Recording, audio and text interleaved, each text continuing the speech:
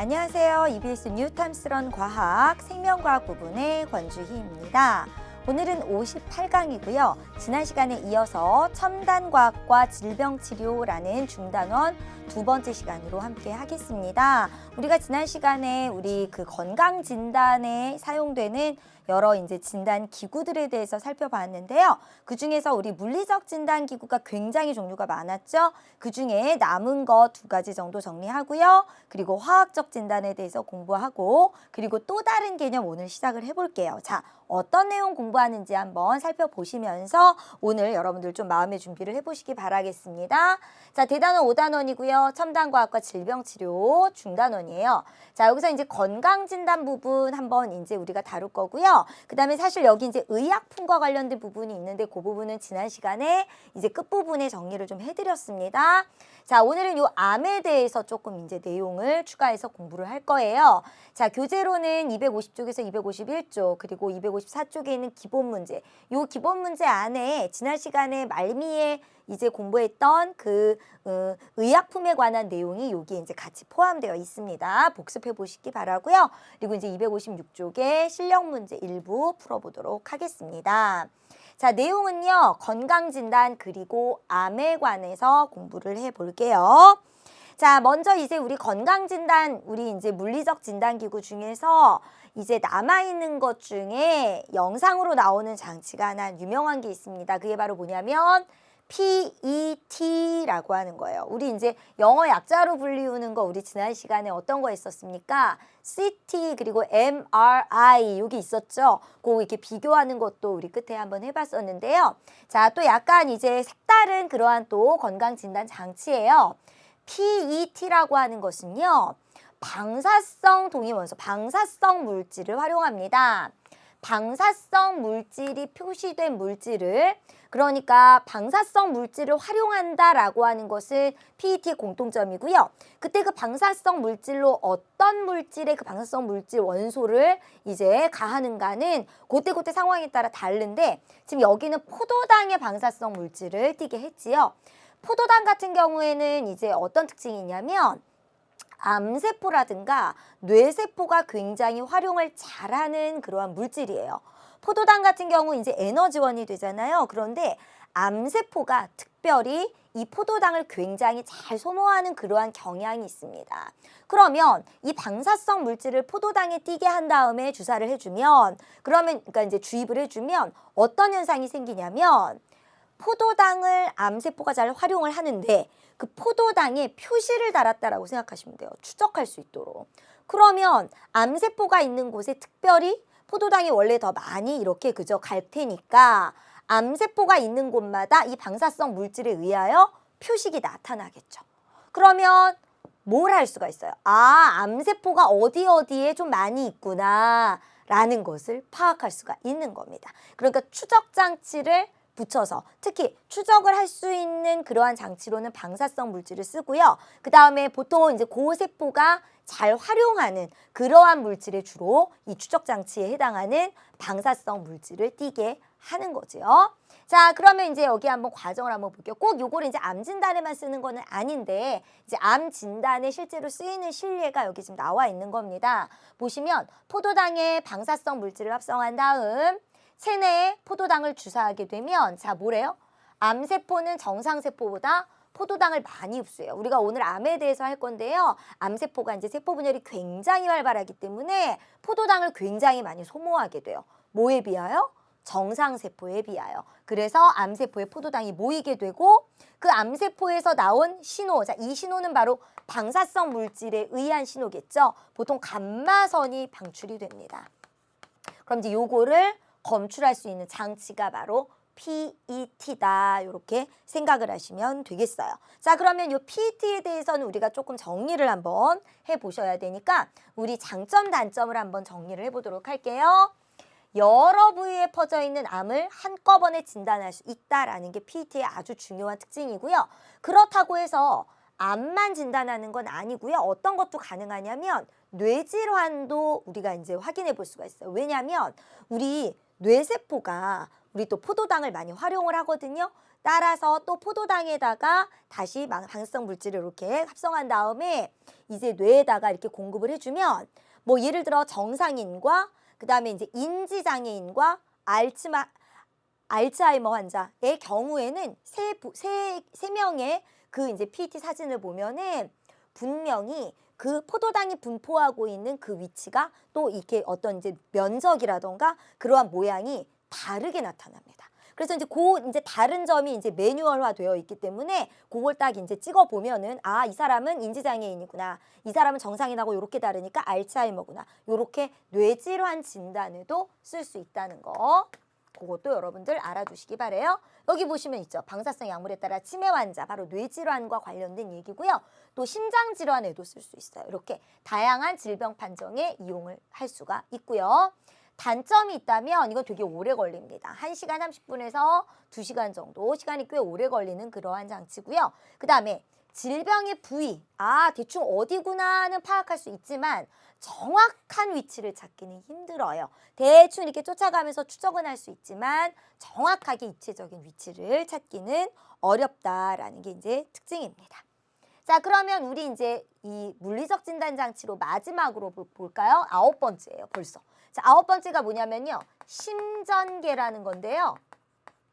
이거는 이제 뭐냐면 심장 박동이 일어날 때 어떤 그 심장에 연결되어 있는 여러 이 신경에 의하여 뭔가 이 전기적인 신호가 발생을 하는데 그 전기적 신호를 인식을 계속 할 수 있도록 만든 장치가 심전계예요.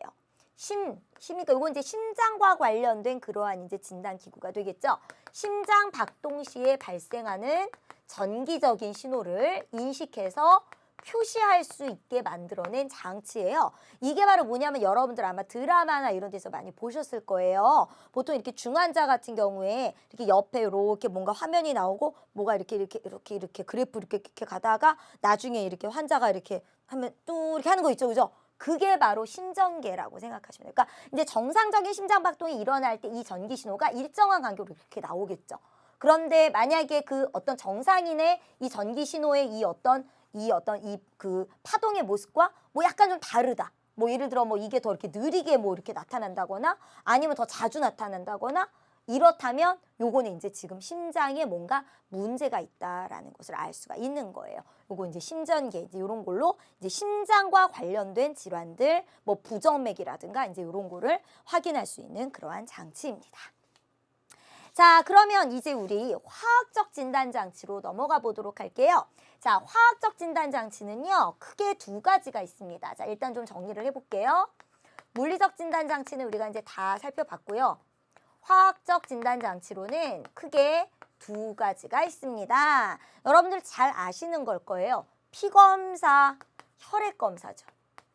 여기 있고요. 그 다음에 오줌 검사가 있어요. 여러분들 한꺼번에 학교에서 건강진단 해보신 학생들은 아마 경험이 있으실 텐데 혈액검사와 오줌검사도 굉장히 많은 그러한 질병을 판단할 수가 있습니다. 혈액검사 같은 경우는 다시 둘로 나눌 수가 있는데요. 혈구를 검사하는 방법이 있고요. 자, 혈구. 어떤 게 혈구인가요? 적혈구, 백혈구, 혈소판 이런 거 얘기하는 거죠. 요거의 뭐 수치 같은 것들을 정상인과 이렇게 비교해 보는 거예요. 그 다음에 혈장 검사를 해볼 수가 있습니다. 혈구와 혈장을 합한 게 혈액이거든요. 그래서 혈구를 검사하거나 혈장을 검사함으로써 여러 가지 사실을 알아낼 수가 있는데 그러면 어떤 것들을 구체적으로 알아낼 수 있나? 우리 혈액 검사를 통해 알 수 있는 것 한번 정리해 볼게요. 자, 아까 말씀드렸듯이 혈구 검사와 혈장 검사로 혈액 검사를 나눈다면 혈구 검사에는 다시 적혈구, 백혈구, 혈소판의 수치를 이제 검사하는 그러한 예들이 있어요. 자, 이랬을 때 이제 적혈구 수치로는 보통 무엇을 많이 판단을 하냐면 적혈구 수치가 낮은 경우가 좀 있습니다. 즉 정상인의 적혈구 개수라고 보시면 돼요. 그거보다 좀 숫자가 적은 거죠. 일정한 비율당. 자, 그렇다면 적혈구가 하는 일이 산소, 이산화탄소의 운반이죠. 바로 적혈구가 부족하면 빈혈이다 이렇게 얘기해 볼 수가 있습니다. 그 다음 백혈구 같은 경우에는요. 갑자기 백혈구 수치가 확 올라가 있는 그러한 시기가 발견될 때가 있어요. 그거는 무슨 말이냐면 몸에 뭔가 염증이 있어서 막 싸우는 중이다. 막 한꺼번에 증식을 해서 또는 백혈병을 의심해 볼 수도 있습니다. 그다음 혈소판이 원래 하는 일이 뭐냐면 우리 출혈이 일어났을 때 이제 출혈을 좀 멈추게 하는 혈액 응고의 기능이 있어요. 그렇다면 혈소판이 모자르다. 그러면 무슨 말일까요? 혈액 응고가 잘 되지 않는 상태일 것이다. 이렇게 예측을 할 수가 있겠죠. 자, 그다음 혈장 검사에는 이제 어떤 걸 검사를 하냐면요. 혈장에 이제 들어있는 성분들을 좀 따로따로 이렇게 비율을 좀 살펴보는 거예요. 혈장에 보면 이제 지질 성분이 좀 있어요. 이 지질의 농도가 예를 들어 콜레스테롤 같은 지질을 얘기합니다. 그런 게 만약에 수치가 막 높다. 그러면 고지혈증이다. 또는 동맥경화가 의심된다. 이렇게 얘기할 수가 있고요. 그다음에 당분, 혈장에 있는 이제 포도당과 같은 당분의 수치를 또 측정을 하면 이제 정상인보다 굉장히 높다. 그러면 당뇨병 여부가 여기서 이제 진단이 될 수가 있습니다. 그다음에 이제 항체가 이제 어떤 특정한 항원에 대한 항체가 존재하는가 이제 이런 거를 검사해봐서 간염 여부도 진단을 하고 있어요. 자, 혈액 검사는 이렇고요. 화학적 진단 중에 또 뭐가 있다고요? 오줌 검사가 있어요. 오줌 검사 어떻게 하는지 여러분들 학교에서 다 해보셨죠? 이렇게 스틱에 그죠? 이렇게 소변을 묻혀서 그죠? 그 색깔 변화 가지고 이제 여러 가지를 판단을 하는데요. 아마 이렇게 생긴 거 많이 보셨을 거예요. 그죠? 뭐 pH 검사도 해보고요. 또 우리 당도 한번 검출해보고요. 단백질도 한번 검출을 해보고요. 자, 그 다음에 또 우리 혈액이 나오는지도 검출을 많이 합니다. 당뇨, 단백뇨, 혈뇨 요렇게 보통 이제 오줌 요자를 붙여가지고 오줌 검사로 이제 알아볼 수 있는 것들이에요. 이제 당이 발견된다 그러면 당뇨병 같은 경우를 이제 의심해 볼 수가 있고요. 우리 당뇨병 같은 경우는 아까 혈액 검사로도 알 수 있다 그랬죠. 오줌 검사로도 어느 정도 알아낼 수가 있어요. 그다음에 이제 단백뇨 같은 경우에는요. 이제 원래는 단백질이 오줌에 나오면 안 되는데 나오니까 뭔가 이렇게 콩팥 기능에 이상이 있다. 이렇게 파악할 수가 있고요. 그다음에 혈액이 검출된다. 이것도 마찬가지로 우리 이 혈관하고 콩팥 사이에서 이렇게 왔다 갔다 이렇게 이제 노폐물과 여러 가지 물질들이 왔다 갔다 하면서 결국에 오줌이 만들어지거든요. 그래서 혈액이 검출된다면 역시 콩팥에 뭔가 문제가 있거나 콩팥 주변에 있는 혈관이나 콩팥 자체에 이제 사고체라고 하는 혈관들이 있어요. 아주 이제 굉장히 가느다란 그러한 모세혈관 덩어리들이 되게 많은데 이제 거기에 뭐 염증이 생겼다거나 그런 것들을 의심해 볼 수가 있습니다.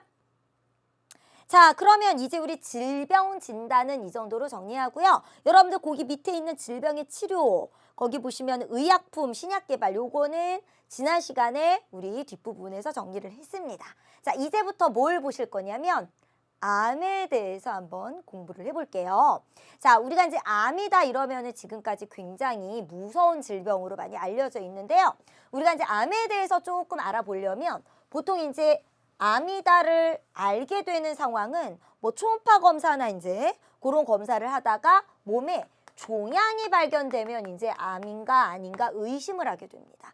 그런데 종양이 발견된다고 하여 무조건 다 암인 건 아닌 거 아시죠? 종양이라는 것은 어떻게든 세포가 이렇게 분열을 해서 뭔가 이렇게 덩어리가 져 있는 그런 세포 덩어리가 이제 종양이에요. 있을 곳이 아닌데 뭔가 세포가 이렇게 덩어리가 져가지고 있다. 그럼 이제 종양이죠. 그런데 이제 종양이 두 가지가 있어요. 양성 종양이 있고요. 악성 종양이 있어요.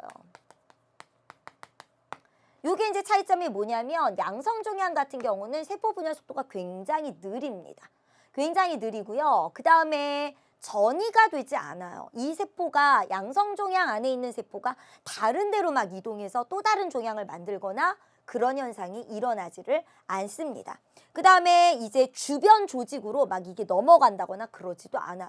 그런데 악성 종양의 경우는 굉장히 빠르게 증식을 하고요. 즉 막 쑥쑥 커져요. 이 종양의 크기가. 그 다음에 우리 조금 아까 이쪽 양성 종양과 반대로 이 경우에는 주변 조직으로 막 침범이 돼요.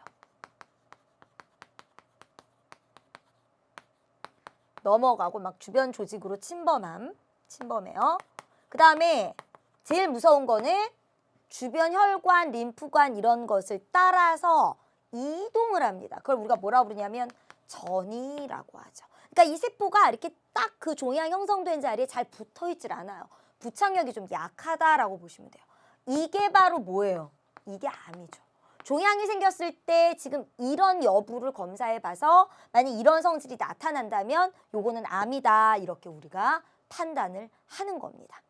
그러면 우리 이제 암세포가 이런 성질을 가진다고 하는데 그럼 정상세포하고 암세포가 뭐가 그렇게 다른가? 우리 한번 자료로 딱 정리를 한번 해보도록 할게요. 자, 먼저 기준이 되는 정상세포에 대해서 일단 우리가 알아야 되겠죠. 그래야 암세포가 뭐가 이상한지를 알 거 아니에요. 정상, 평범한 우리 몸에 암을 일으키지 않는 정상세포들은요. 요게 이제 뭐냐면 정상세포 일부를 배양을 하는 거예요. 만일 이 세포가 세포분열이 일어나는 그러한 세포였다면 여기 그림을 보세요. 이게 지금 그림상이 잘 표현이 됐나 모르겠는데 이게 이제 어떤 상황을 얘기한 거냐면 이 사이사이 공간이 다 채워졌어요. 세포가 분열해 세포수가 많아지니까. 그런데 이 공간을 딱 채워서 주변이 쫙 이렇게 접촉이 딱 되고 나면 세포끼리 접촉을 하든가 이 지금 배양 그릇에 접촉이 되던가 어떻게든 이 세포들이 주변과 접촉이 딱 되면 더 이상 분열을 하지 않아요. 따라서 한 층을 이룰 때까지만 분열을 하게 돼요. 더 이상 2층, 3층으로 막 올라가지를 않는다는 겁니다. 이게 정상세포의 아주 중요한 특징이에요. 그 다음 일부 세포를 제거해요. 그럼 어떻게 될까요? 여기서 딱 제거하면 다시 그만큼만 채워요. 한 층만. 그리고 더 이상 또 분열하지 않습니다. 그 다음 이 세포들이요. 특수한 기능을 하는 세포로 분화가 일어나요. 요거는 우리 면역 얘기할 때 선생님이 말씀을 드렸던 것 같은데 면역 과정이 일어나면서 우리 그 형질세포가 그러니까 B림프구가 그죠? B림프구가 형질세포, 기억세포로 분화된다 이런 말이 있거든요. 분화라는 말은 뭐냐면요. 세포가 분열을 그냥 하는 게 아니라 그러니까 분열을 해요. 분열하는데 그냥 분열만 해서 똑같은 세포만 막 만드는 게 아니고요. 각각의 세포가 어떤 특정한 기능을 좀 갖추면서 분업을 하게 되는 거예요. 일명 특정한 기능으로 성숙하게 되는 거죠. 그런 것을 분화라고 해요. 예를 들면 여러분들 우리가 처음에는 수정란 하나였잖아요. 세포 하나였죠. 근데 그게 우리 몸에 이 수많은 세포가 될 때까지 어떻게 될게요? 세포 분열을 한 거예요. 일명 체세포 분열을 한 거예요. 그런데 가만히 보면 우리 몸에 있는 세포들을 가만 보면 체세포 분열을 했으니까 유전적으로는 다 어떨까요? 동일할 거 아니에요. 체세포 분열의 특징이 원래 그렇죠. 그런데도 불구하고 예를 들어 뇌세포, 뭐 심장을 구성하는 세포, 근육세포 다 어때요? 약간 모양도 다르고 약간 기능도 조금씩 다르죠. 그렇게 자기만의 기능으로 자리 잡는 것을 우리는 분화라고 해요. 정상세포는 그러한 분화가 이루어집니다. 그 다음 아까 말씀드린 거 요거 한 층을 이룰 때까지 분열하는 이유가 뭐냐? 접촉하면 세포 분열이 억제되기 때문이에요. 요 성질 때문에 이제 요런 성질이 나오는 거죠. 구조화된 단위치 형성하며 핵도 정상적이에요. 정상적으로 핵이 딱딱 이렇게 하나씩 존재하고 세포 모양도 굉장히 정상적이죠. 그러면 우리 암세포는 뭐가 다른가 한번 볼까요? 자, 만일 배양액에서 배양을 한다면 세포 분열을 막 해서 한 층이 될 때까지만 하는 게 아니라 2층, 3층 계속 올라갑니다. 그리고 속도도 정상세포 세포 분열 속도보다 더 빨라요. 세포 분열을 촉진하는 물질의 유무에 관계없이 항상 분열하고요. 그러면 아까 정상세포에서는 언급을 안 했지만 정상세포는 어떻다는 거예요? 세포 분열을 촉진하는 물질이 있을 때만 분열을 한다는 뜻이고요. 뭔가 조절이 되는 거죠. 요거는 조절이 되지 않기 때문에 촉진하는 인자가 있건 없건 계속 분열을 하고요. 여러 층으로 쌓입니다. 이게 바로 뭐냐면 접촉해도 분열이 억제되지 않기 때문인 거죠. 그 다음에 아까 분화라는 말씀을 드렸는데 분화가 되지 않아요. 암세포는. 그 다음 구조화되지 않고 여러 층을 형성하고 핵이 막 비정상적이에요. 막 핵이 없는 세포도 있고 핵이 막 두세 개씩만 있는 세포도 있고요. 모양도 좀 이상하고요. 그 다음 무엇보다 무서운 게 이거죠. 전이에요. 주변에 있는 혈관이나 림프관 속으로 이렇게 이동을 하는데요. 그 이유는 세포들이 이렇게 종양을 형성해 있는 그 위치에서 쉽게 떨어져요. 부착력이 약해서. 그리고요. 더 무서운 거는 심지어 이 세포들이요. 주변에 혈관을 만들어요. 자기가 만들어서 이동을 해요. 또는 혈관을 만들어서 어떻게 하냐면 혈관은 양분을 공급해 줄 수 있는 기능이 있죠. 혈액이 그저 양분을 데리고 다니니까 운반을 하니까요. 그래서 혈관으로부터 양분도 이렇게 공급을 받고요. 그러면서 계속 세포 분열을 하는 그러한 세포들을 얘기합니다. 자, 지금 무서운 게 전이라 그랬는데요. 이 전이 과정이 어떻게 되는지 여러분들 교재에는 없지만 선생님이 그림을 한번 가지고 와봤습니다. 자, 이거 이제 고1 융합과학 때 선생님 과학과 문명의 24강에서 한번 봤던 그림이에요. 요게 바로 암의 전이 과정입니다. 자, 여기 지금 암세포가 이제 종양이 형성이 되어 있네요.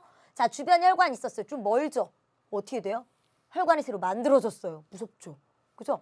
그러니까 이제 어떻게 됩니까? 이 혈관을 통해서 양분도 공급받을 수 있고요. 그 다음에 이 세포가 혈관을 통해서 들어가게 돼요. 여기 보세요. 막 커졌죠. 여기보다 크기가 더 커졌어요. 확대가 되고요. 또 혈관도 또 계속 만들어져요.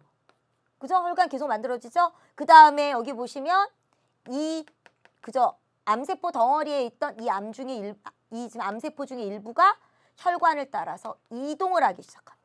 그래서 다른 쪽에 가서 새로운 종양이 막 형성이 되고 있어요. 여기까지 가면 이제 전이가 되는 건데 문제는 혈관이라고 하는 게 온몸으로 펴져 있잖아요. 혈관이 원래. 그죠? 그러니까 이게 혈관을 타고 이동이 가능하다면 전이가 되는 위치도 예상할 수 없는 온몸의 어딘가. 그죠? 온몸 구석구석 전이가 가능하다는 점. 이게 굉장히 암이 치료가 좀 어려운 그러한 이유이기도 합니다. 자, 그러면 이제 우리 암이 굉장히 무서운 질병이니까 원인에 대해서도 많은 연구가 있었겠지요. 자, 암의 원인에는 알려진 것들이 뭐가 있냐면요. 또 계속해서 암의 원인들이 추가적으로 지금도 계속 밝혀지고 있는데 너무나 다양해요. 암의 원인은. 자, 일단 환경적인 요인이 있고요. 그 다음에 유전적 요인도 있어요. 환경적 요인에는 어떤 게 있느냐면 화학 물질에 의한 게 있어요. 화학 물질.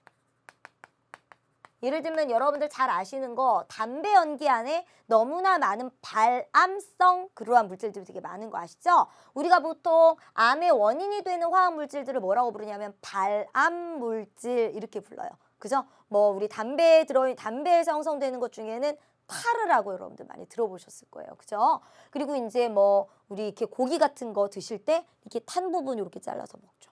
그 탄 부분이 이제 발암을 하는 그죠? 이제 암을 발생하는 유발하는 그런 물질로 많이 알려져 있기 때문에 뭐 굉장히 굉장히 많은 종류의 이 화학 물질들이 발암 물질들로 알려져 있습니다. 발암 물질 너무나 다양해서요. 그죠? 그 다음에 이제 또 어떤 게 있냐면요. 물리적인 요인. 자, 물리적인 요인이라는 건 예를 들어 우리 방사선 같은 거 여러분들 X선 요거 암을 유발한다는 거 아시죠? 그래서 왜 무슨 이렇게 노약자나 임산부 같은 경우에는 X선 촬영을 그죠? 좀 이렇게 권하지 않잖아요. 그죠? 유전자의 돌연 변이를 많이 일으킵니다. 자외선 중에서 특정 파장에 해당하는 자외선도요. 암을 일으키는 원인이 되기도 해요. 자, 또 뭐 성면 이런 것들.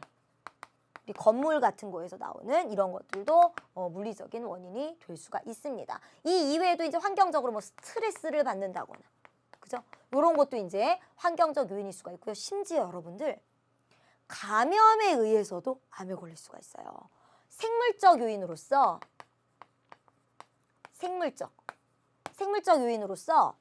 우리 암을 일으키는 바이러스도 알려진 게 있습니다. 예를 들어 이제 자궁경부암을 일으키는 인유두종 바이러스라는 게 있는데요. 요거는 그야말로 우리 뭐 독감이라던가 에이즈처럼요. 바이러스가 이렇게 그죠? 옮기는 그러한 질병이라고 볼 수 있어요. 뭐 자궁경부암 100%는 아니지만 자궁경부암의 90% 이상이 그 알려진 바이러스에 의한 것이고요. 그래서 자궁경부암 백신까지 나왔어요. 아, 바이러스가 암의 원인이 될 수도 있구나 이렇게 알아두시고요. 그 다음에 이제 유전적인 요인.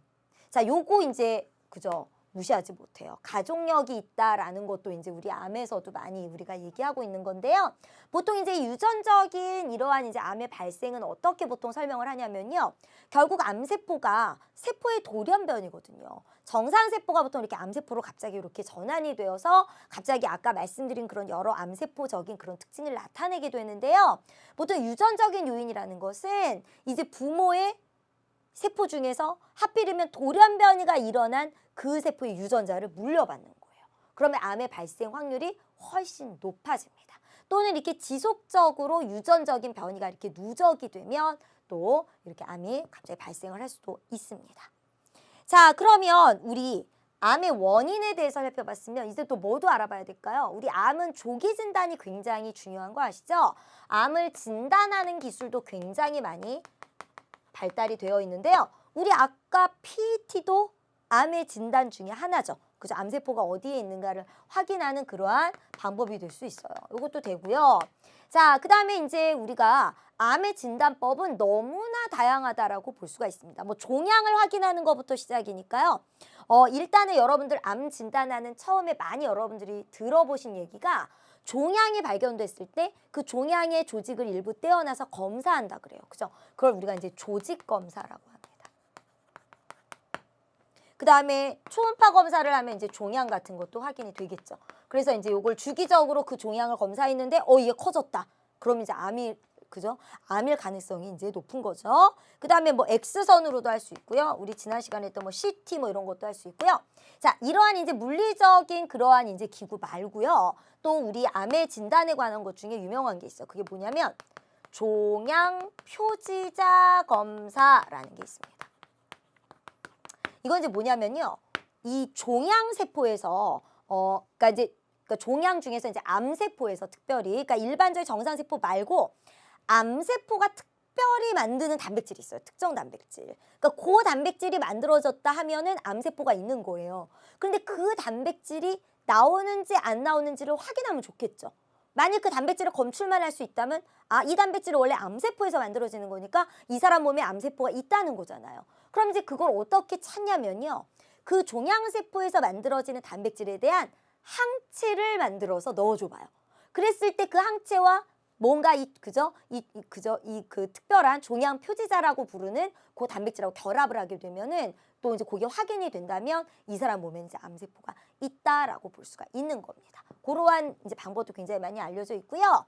그 다음에 이제 여러 칩이 있어요. 단백질 칩이라든가 DNA 칩 같은 게 있는데요. 요건 이제 뭐냐면요.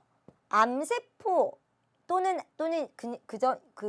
악성 종양이나 요런 데서 주로 많이 그러니까 이제 주로 많이 생성되는 단백질을 쭉 이렇게 은행처럼 보관하고 있는 것에 그러니까 이제 그것에 대한 항체 같은 것들을 이렇게 결합시켜 봐서 만약에 이제 이 사람 몸에서 나온 단백질에서 그거와 같은 단백질이 발견이 된다. 그러면 이제 요거랑 약간 비슷한 방법이긴 한데 요건 약간 이제 좀 이제 다르게 약간 이렇게 세팅을 해놓고 하는 거예요. 도서관처럼 쭉 갖다 놓고 이 사람의 단백질하고 한번 비교를 해본다 이렇게 생각하시면 돼요. 마찬가지로 이제 DNA 칩도 그렇게 하는 건데요. 이게 뭐냐면 그 이제 암을 유발하는 유전자가 있어요. 그러니까 이제 암에 대한 유전자가 정상세포를 만드는 유전자랑 좀 다르겠죠. 그랬을 때 그 이제 돌연변이가 일어난 특별한 어떤 이제 암에 관한 그러한 유전 암호가 들어있는 DNA 조각들을 막 칩으로 이렇게 박아놔요. 그런 다음에 이제 진단하고자 하는 사람의 DNA와 결합을 시켜보는 거예요. 그랬을 때 상보적 염기로 결합이 딱딱딱딱 되는 부분을 찾아내요. 그럼 만약에 그런 게 있다. 그러면 이 사람에는 특정한 그러니까 암 유전자가 이 사람에게 동일하게 있다. 요렇게 찾아내는 겁니다. 그러니까 뭔가 이렇게 분자생물학적인 수준에서 DNA 수준에서도 지금 암을 진단하는 그러한 기술들이 굉장히 많이 발전을 하고 있다는 거. 그래서 암이 완전히 이제 그 어떤 뭐 예방이라던가 치료가 또는 진단이 불가능한 그러한 시대는 아닙니다. 굉장히 많은 발전이 있어 왔어요. 자, 이렇게 암의 원인도 밝히고 암의 진단법도 계속 이제 어떤 이제 노력을 통해서 연구하는 중에 사실은 제일 중요한 건 뭐죠? 치료법이겠지요. 자, 암의 치료법. 그동안에 너무나 많은 치료 기술들이 개발이 됐는데요. 자, 그 암의 치료법 너무 많아서 한번 정리를 해봤어요. 진짜 많죠. 그만큼 암으로 고통받는 사람들이 많아서 그만큼 많은 연구가 지금 이루어져 있다는 건데요.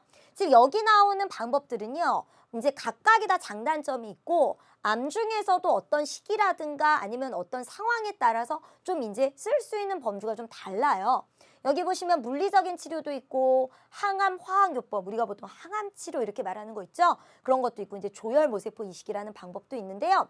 보시면 이제 물리적 치료는 아무래도 두 가지로 하나는 외과적 수술, 즉 그 종양을 직접 제거하는 거죠. 그죠?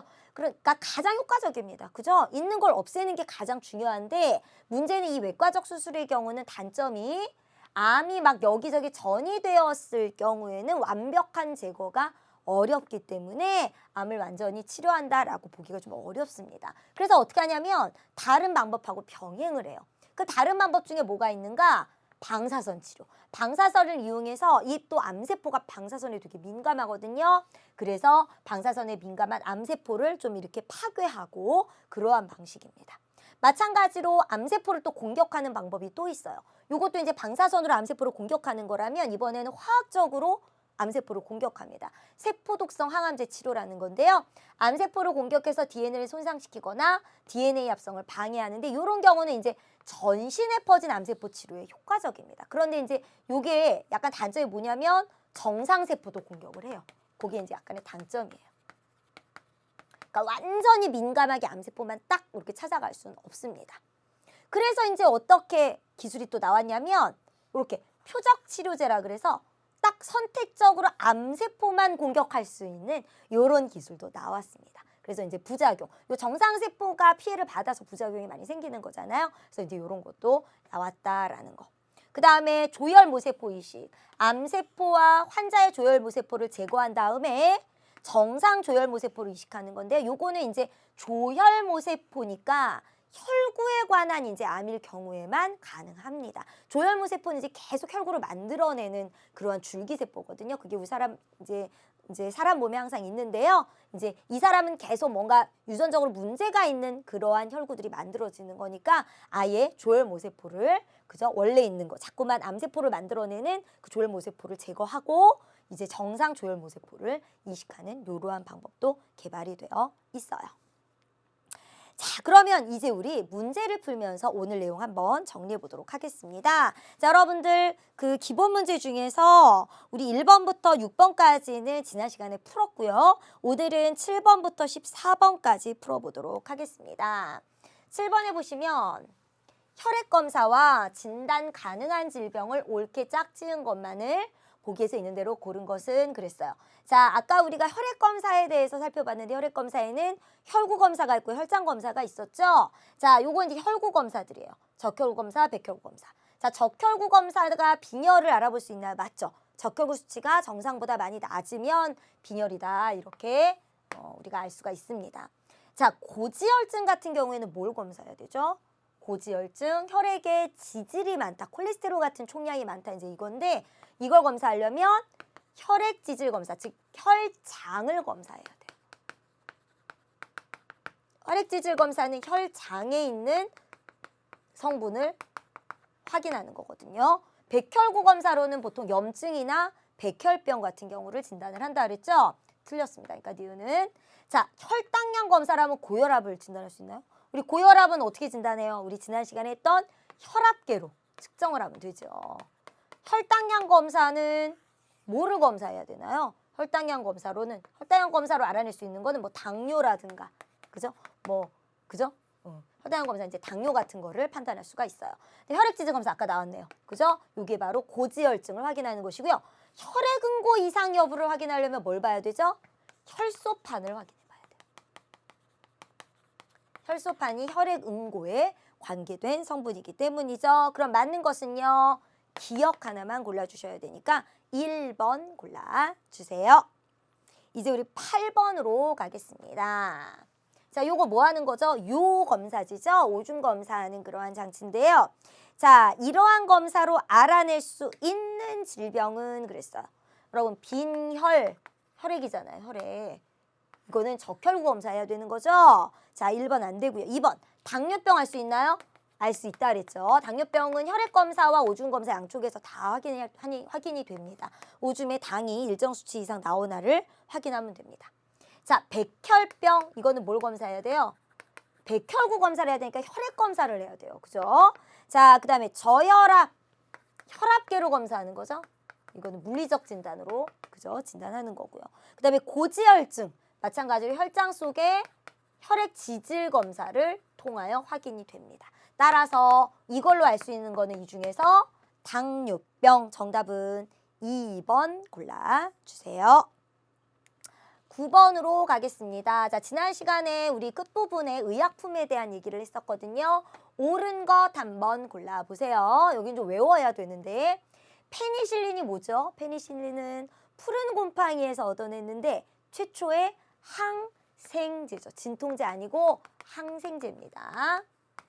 세균에 대항하는 거죠. 진통제는 통증을 가라앉히는 거고요. 아스피린이 암 치료에 효과가 있나요? 아니죠. 아스피린은 해열제 기능과 함께 그 다음에 이제 혈액 응고를 좀 막아주는 그러한 이제 효과가 있습니다. 혈액 응고 억제. 해열과 혈액 응고 억제 기능이 있어요. 암 치료에 효능이 있는 게 뭐가 있었을까요? 여러분들 기억나세요? 뭐 텍솔 이런 거. 그죠? 주목나무에서 얻은 그죠? 이제 요런 거 있고요. 또 인삼의 사포닌 성분 천연으로는 그런 거 있습니다. 여기 있네요. 인삼의 사포닌은 암을 억제하는 물질이다. 요거 맞습니다. 그죠? 천연 추출물이 있고 우리 그죠? 합성한 이제 추출물들이 있는데요. 합성 의약품이 있고 천연 의약품이 있죠.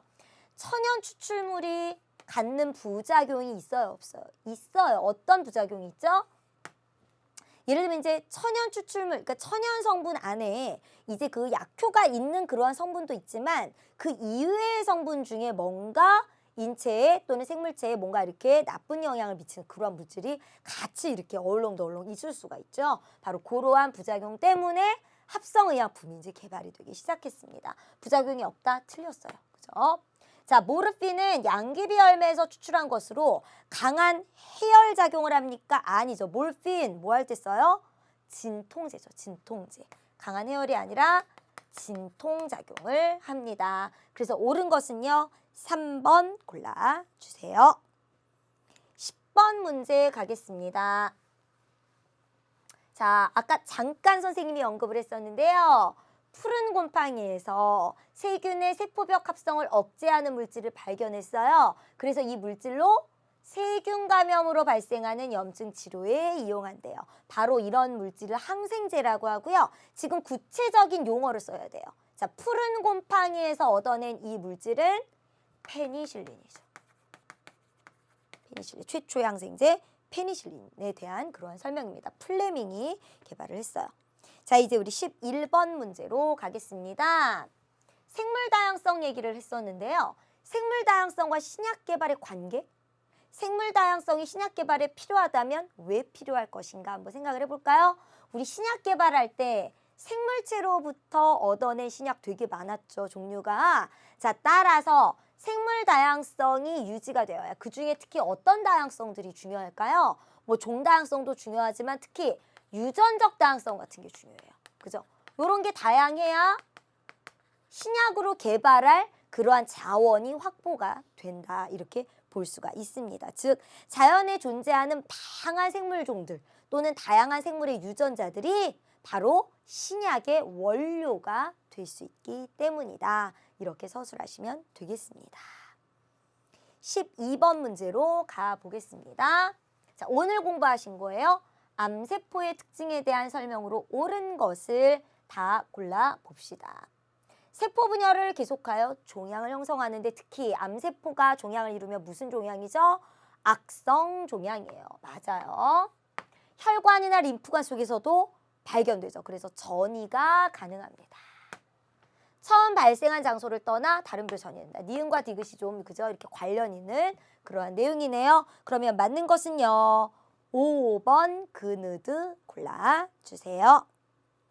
13번 문제 가겠습니다. 오늘 암의 원인, 진단, 치료 여러 가지 다 공부를 하셨는데요. 진단하고 치료에 관한 설명으로 옳지 않은 것을 찾아보겠습니다.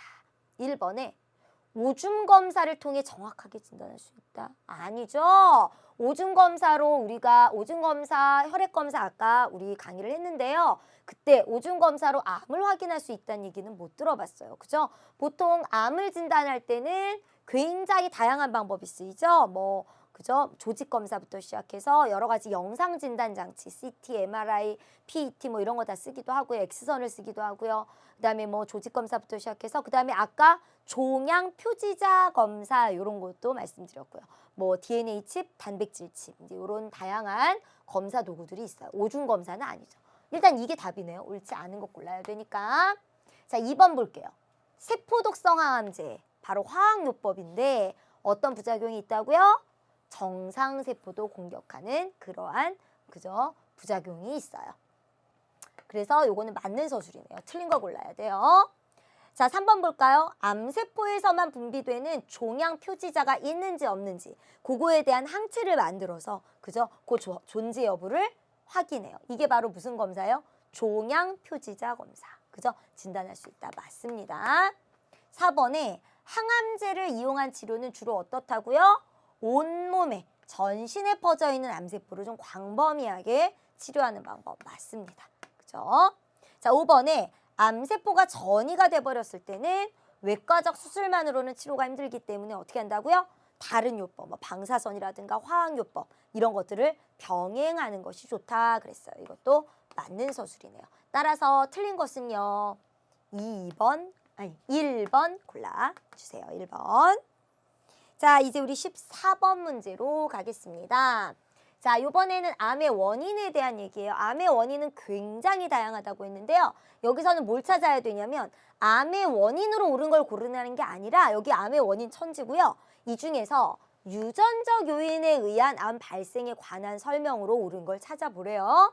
자, 유전적 요인입니다. 1번에 담배 연기, 벤젠 등 화학물질이 세포의 돌연변이를 유발한다. 이게 유전적 요인인가요? 아니죠. 이거는 화학적인. 그죠? 화학물질이니까 환경적인 요인이죠. 그죠? 자, 요거 아니고요. 인유두종 바이러스 감염을 했는데 이게 유전적 요인이요? 아니죠. 그죠? 작은 경부암 발생. 이 말은 맞지만 이게 유전적 요인에 의해 암이 발생되는 건 아니기 때문에 이것도 아니죠. 이거는 생물적 요인이라고 볼 수 있어요. 어쨌든 이것도 환경적이에요. 환경적 요인 중에 생물적 요인. 요거는 환경적 요인 중에 화학적인. 그죠? 그런 원인이고요. 3번 볼게요. 방사성 물질이나 성면 등에 의해 DNA 염기설이 이상인데 이것도 환경적인데 이제 물리적인 요인이 되겠죠. 4번에 스트레스로 인한 면역 저하, 운동 부족. 이게 유전적인 거예요? 아니죠. 이것도 마찬가지로 환경적인 거죠. 그죠? 자, 5번 볼까요? 부모로부터 돌연변이 유전자를 물려받아 암 발생 확률이 정상인보다 높은 경우가 있다. 이게 바로 유전적 요인에 의해 암이 발생되는 경우다라고 보시면 되겠습니다. 따라서 유전적 요인에 의해 암이 발생되는 경우에 대한 설명으로 옳은 것 5번 골라주시면 되겠습니다. 자, 오늘 굉장히 다양한 얘기를 했는데요. 지난 시간에 공부하셨던 물리적 진단 장치들 여러 가지 중에 특히 이제 영상 장치들 있죠. 뭐 CT나 MRI 같은 거. 그리고 오늘 공부하신 PET 같은 거. 이런 거는 좀 구체적으로 알아두셔야 되고요. 그다음에 이제 요 단원에서는 암 같은 경우는 굉장히 출제 빈도가 높아요. 여러분들 뭐 모의고사 같은 것에서나 그런 데도 출제 빈도가 높고요. 그다음에 만일 이제 이과로 진학하신 학생들이라면 요 암과 관련된 내용은 이제 생명과학에서도 이제 다루게 되기 때문에 여러분들이 잘 정리해 두셨으면 좋겠습니다. 자, 오늘은 여러분들 마지막으로 우리 뉴탐스런 과학에서 마지막으로 우리 30강 퀴즈 정답을 수강후기에 올려주신 학생들 이름을 외쳐보도록 하겠습니다. 자, 그냥 외치는 게 아니고 선생님이 항상 응원을 해드리죠. 뭐에 관한 응원이에요? 너무나 많은 이 뉴탐스런 과학 강의 완강하시라고요. 꼭 꾸준히 끝까지 천천히 공부 열심히 하셔서 완강하시기 바랍니다. 이 학생들 모두 정재훈, 박민영, 강민주, 백희주, 이원영, 임선희, 김희은, 정진원 이 학생들까지 여러분들 이름 외쳐드렸고요. 자, 이제 그 남은 이제 계속해서 30강에 대한 정답 올려주시는 학생들, 자, 그 학생들의 이름은 이제 더 이상은 불러드릴 수가 없습니다. 이제 점점 이제 마지막 강의 쪽으로 지금 가고 있기 때문인데요. 자, 여러분들 꼭 선생님이 이렇게 이름을 불러드리지 않은 그러한 학생들이라 하더라도 반드시 끝까지 완강하시기 바랍니다. 그리고 이제 여러분들 질문하시는 내용 보면은 학교에서 이제 각 학교마다 이 이제 융합과학, 그죠? 요 과학 교과서를 이렇게 진행하는 뭐 그러한 이제 순서라든가 그런 이제 그 테마가 이렇게 약간 좀 다 다르기 때문에 학생들이 학교에서 공부한 그 내용을 그 순서대로 그대로 우리 그저 뉴탐스러운 과학 강의에서 이렇게 찾다 보면은 잘 안 맞을 때가 좀 많이 나오는 것 같아요. 여러분들 강의 계획서 참고하시고요. 그다음에 이제 선생님 같은 경우는 앞부분에 이제 무슨 내용 공부할 건지 말씀을 드리잖아요. 그러니까 그 앞에 한번 이렇게 딱 보시고 여러분들이 원하는 내용이 있는지 없는지 좀 확인을 해보시고 그렇게 하고 찾아보시고요. 혹시 이제 그 시간이 없으셔서 끝까지 지금 아직 업로드가 안 돼 있는데 지금 강의가 굉장히 급하다. 그러면 선생님이 예전에 한번 말씀드린 것 같은데 어떤 강의를 참고하면 좋다고요? 고1 융합과학 우리 이미 다 쭉 완강되어 있는 그런 강의가 있어요. 이제 문제보다는 개념 위주로 갔기 때문에 굉장히 많은 개념들이 그 강의 안에 들어 있습니다. 우주와 생명, 과학과 문명 이렇게 두 파트로 나뉘어 있는데 아마 그 완강된 그 강의에는 분명히 여러분들 학교에서 배웠는데 아직 지금 강의가 안 올라온 그러한 내용이 분명히 그 안에는 들어 있을 것이라 생각합니다. 급하시면 그렇게 하시면 좋고요. 그다음에 이제 이 책도 알고 보면은 모든 과학 내용, 우리 융합과에서 다뤄야 될 내용이 거의 다 빠짐없이 들어있고요. 그다음에 선생님도 최대한 여러 교과서에서 중복되는 것만 고르지 않고요. 최대한 좀 많은 내용들을 같이 좀 이렇게 다루려고 노력을 하고 있으니까요. 또 이제 이런 경우가 있어요. 학교에선 이게 이제 융합이다 보니까 이 얘기를 할 때 사실 다른 단원에 있는 그러한 얘기를 이렇게 쓱 합쳐서 강의를 하셔도 상관이 없거든요. 이 어차피 융합과이기 때문에 알고 보면은 요 내용이 다른 내용하고 굉장히 많이 이렇게 연결이 되어 있어요. 그래서 왜 학교에서는 요 얘기하는 할 때 그 개념을 설명해 주셨는데 왜 선생님은 요거 할 때 안 하시냐? 그거는 충분히 이 지금 교육과정 자체가 그렇게 되어 있어서 그죠? 어쩔 수 없다는 거 알려드리고요. 자, 지금 30강에 대한 퀴즈 정답은 선생님이 한번 수강후기에 올려드린 적이 있고요. 자, 오늘 마지막이니까 한번 답을 알려드릴게요. 자, 뉴클레오타이드, 헥산을 구성하는 뉴클레오타이드의 종류는 총 몇 종인가? 맞나요? 라고 수강후기에 질문이 올라오는데요. 거의 대부분이 다 정답을 맞춰주셨습니다. 몇 종류인가요? 8종류 되겠죠. 인산, 당, 염기로 되어 있는데 이게 이제 DNA의 뉴클레오타이드가 4종류고 RNA 뉴클레오타이드가 4종류입니다. DNA와 RNA 뉴클레오타이드 중에서 염기가 중복되는 경우는 있지만 당이 다르죠. DNA 뉴클레오타이드의 당은 디옥시리보스고 RNA 뉴클레오타이드의 당은 리보스이기 때문에 기본적으로 DNA 뉴클레오타이드 4가지와 RNA 뉴클레오타이드 4가지는 서로 겹치지가 않게 돼요. 그래서 총 몇 종류가 답이에요? 8종류가 답입니다. 똑똑하신 여러분들 다 잘 맞춰주셨어요. 자, 이제 오늘은 여기까지고요. 이제 우리 다음 강의에는 58강이고요. 우리 5단원을 좀 마무리하면서 5단원에 관한 우리 실력 문제 아직 안 풀었죠? 자, 실력 문제 위주로 문제풀이 해드리도록 하겠습니다. 자, 5단원의 생명과학 부분의 실력 문제들 다 풀어오시기를 바라면서 여기서 인사드릴게요. 안녕히 계세요.